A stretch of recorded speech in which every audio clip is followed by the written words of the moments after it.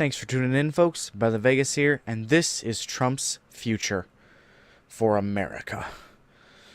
Just the simple act of painting on walls gets you attack dogs,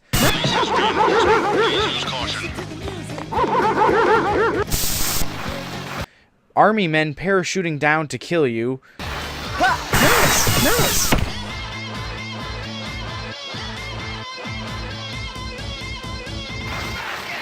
Whole goon squads. Come back here! Yeah!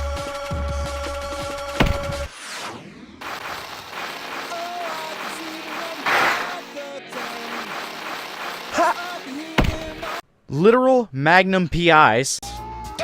Does he have a magnum? I am a graffiti artist, not a bank robber. The hell is this place? I'm out of juice. Alright. Okay, I can't jump now. See you later. Run! Ooh, holy shit! He's gonna kill me!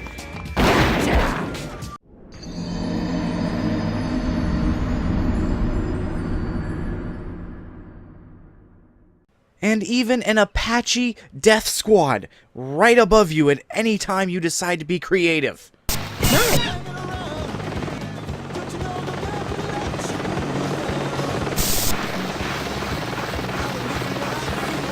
All in the effort just to stop you from painting. Can you imagine if you do an actual crime? Exactly. This is the hellscape he's painting. Or this is Jet Set Radio. Alright, it's Jet Set Radio. Oh well, I guess I had the wrong thing. They're really similar when you think about it. Both one is creative freedoms are not allowed. Anything that's viewed as, interesting or unique is punished. Businesses have complete and total control of the planet. Things like that, If you can't tell, this is satirical by now. Obviously, this is not what he's going for because there's some sweet artwork in this.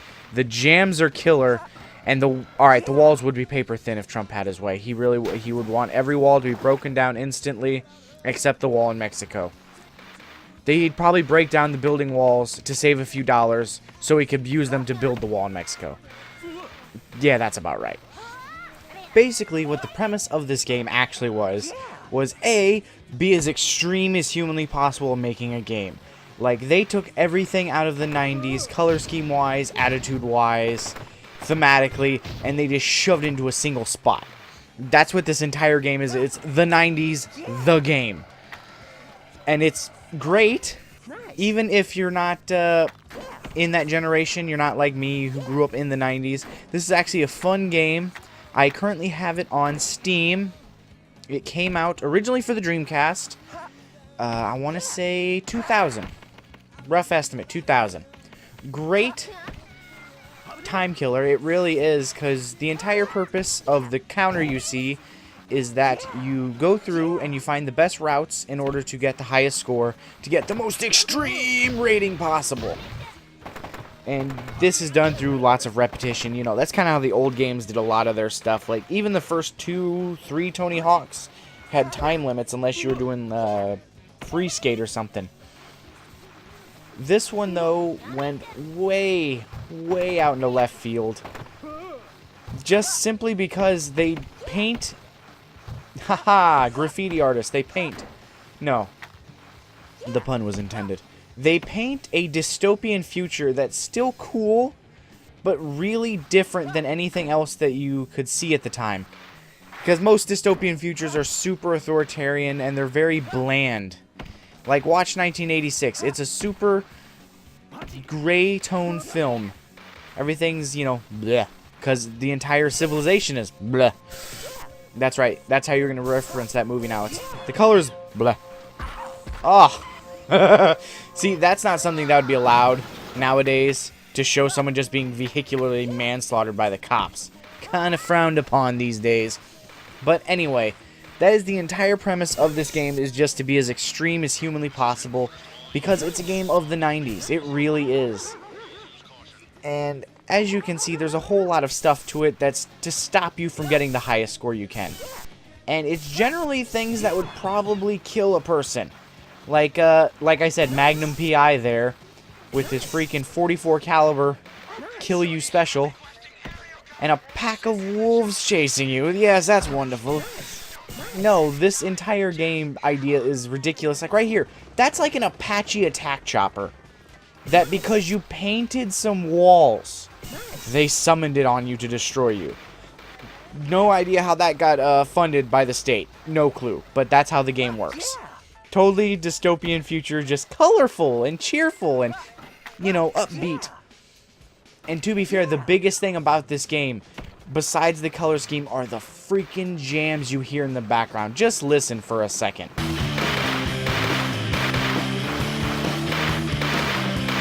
Yeah, that's my jam right there. Yeah, no, the music in this game is just awesome. There's even like a DJ to like a special pirate radio station, which he looks straight up like Aku. Aku, is that what his name is? From Crash Bandicoot. That's just what he looks like, but Jamaican. So he's actually Aku, the voice actor who does him. I forget what his name is as well, but he did Grim from The Grim Adventures of Billy and Mandy. Same dude. Awesome guy. Anyway, this game is put right next to games like Tony Hawk and Dave Mirra for open-ish world, stunt tricking to the extreme, whatever you want to call it, that kind of genre. And what separated this game from, let's say, like Tony Hawk or Dave Mirra, was that this one had a whole lot of color to it. And to be fair, the combo idea behind it wasn't as fleshed out as, let's say, Tony Hawk.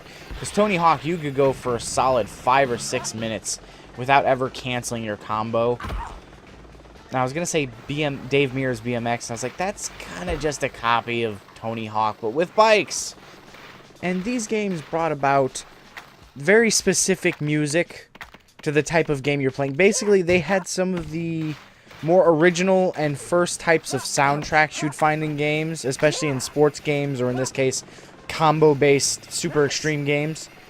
Which, for Tony Hawk 4, had, let's see, I'm trying to think of it now, it's been a while.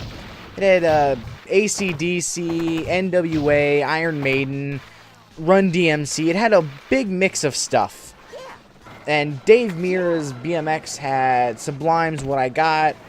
That's the biggest one I can remember. It's the only song I can think of that pops up. Some Dropkick Murphys, I think. There was another one. What the hell was their name? Singin' Utters? Swingin' Utters, I think. Hold on. Yeah, Swingin' Utters. Now that I think about it, Dave Mirra and the dude from Sublime, didn't they... Oh, wow. People in that game did not end well. Warning, what you're about to hear is really, really freaking bad. And I probably shouldn't have said it, but it came out of my mouth and I own up to it, and it was terrible and it was evil, and I'm sorry. I'm really sorry, especially today on the day of recording. We've had some really bad news with the same sort of situation, and it was not cool, man. Not cool. But I said it. I own up to it. I'm evil. I'm sorry. I'm just so sorry. I just thought about a lot of things ended suicidally for people involved with Dave Mirra's BMX. I feel bad about saying it. I'll say that. As I was saying it, I'm like, wow, that sounds way worse. Why did I agree to say that? I'm so sorry. That was terrible. Actually, the dude from Sublime, I think, died from an overdose, which is close, depending on why it is you're taking drugs in the first place. But that's a whole other subject anyway. So yeah, the entire purpose of this game, as you see right here, is to get the highest score, which is Jet. Because you have to be extreme. Because it's the 90s. Everything had to be extreme in the 90s. I don't know what the 90s obsession with extreme was. I just don't. It doesn't make sense. So yeah, that's this whole game in a nutshell. Is just be as extreme as possible with this crazy art style. It's one of the more original cel-shaded games, and definitely stands out the most amongst all of the 90s extreme games, in my opinion. Because I remember playing Tony Hawk, and I remember playing Dave Mirra. I remember enjoying Jet Set Radio. First on the Dreamcast, and then on the Xbox as Jet Set Radio Future, I think it was. Yeah, it was Jet Set Radio Future. Thinking back, I probably remember it so well because it's this fun dystopian hellscape cartoon, or Donald Trump's future America. Did you hear that? That was a bald eagle in the background. I have to put that in with editing? Shit! And yeah, that's the whole game. I still feel slightly bad about what I said, but it's true. And I'm just a terrible person. I can admit it. Yeah, so real quick before we get to like an outro or anything, I just want to say I heard the news. My brother FaceTimed me, because that's how he gets a hold of me, because I haven't blocked otherwise. I'm sure you're thinking, why would you block your own brother? Trust me, you would too. Anyway, he FaceTimed me, told me the news that the dude from Lincoln Park died from suicide. So first and foremost, I just want to say that even though I said those terrible things, albeit true, suicide is not the answer. Alright, it's an answer. It's just the worst possible answer. Let me phrase it that way. Because when you're dead, you're dead. As far as we know, you don't get a second chance. Unless you're like the Dalai Lama or something. Which most of us aren't, so don't do it. You don't got Dragon Balls. You just have sad people who miss you. Straight up. That's just what suicide is. Is making your loved ones sad. And I hate to get serious, but given the information today and what happened in the video earlier, I just want to say if you or a loved one needs help, call the number on screen. And remember, it's bad. I'll admit it. This game paints it as bad. Any news station you turn it on to paints it bad. But, and this is a big one, it will only get worse if you don't make the effort to make it better. In order to make it better, it requires diligence, effort, and a lot of work. It doesn't just magically get better. You have to put up the effort for it. So to anyone out there struggling, should this video reach you, just remember there are lots of people having your problems. And to be fair, saying that does not actually help that much.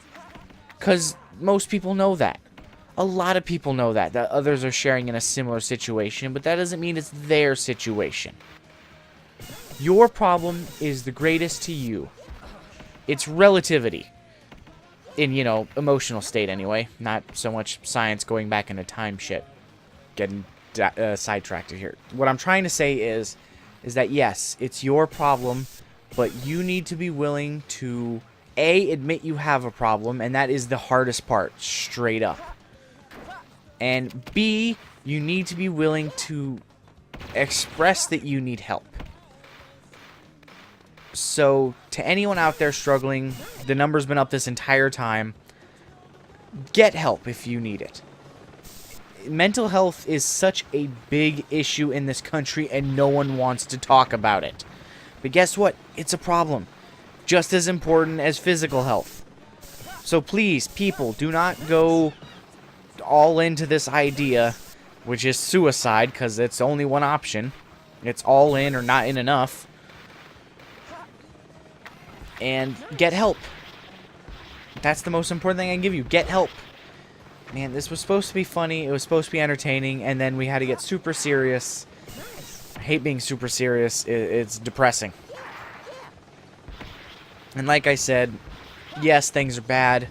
But they will only get worse if you don't make an effort to make them better.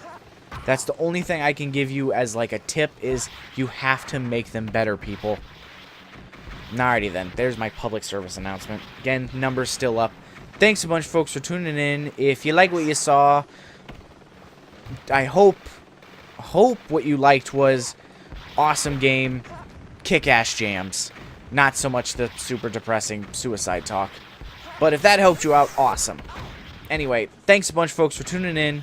Hit the like, hit the subscribe, ring the bell, do all the fun stuff, you know, helps me out. And BetterThanVegas signing out.